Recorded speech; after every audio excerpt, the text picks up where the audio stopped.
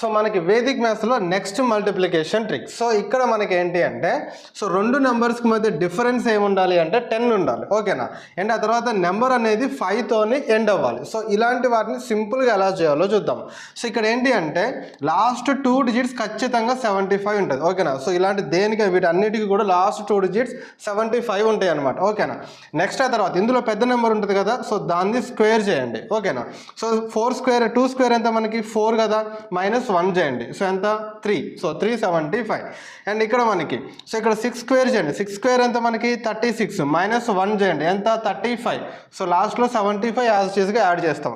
Next ఇక్కడ మనకి 9 square ఎంత 81, -1 చేయండి ఎంత 80, సో 75, సో దాన్ని మనం యాజ్ చీజ్గా యాడ్ చేస్తాం అనమాట. సో ఇలా మనం చాలా సింపుల్గా చేసేయచ్చు, ఓకే. సో దీనికి ఆన్సర్ ఏందో కింద కామెంట్ సెక్షన్లో చెప్పండి. ఇలాంటి మరిన్ని వీడియోస్ కోసం కెరీర్ అప్ని ఫాలో కొట్టండి, మీ ఫ్రెండ్స్ అందరికీ కూడా షేర్ చేయండి. జై హింద్.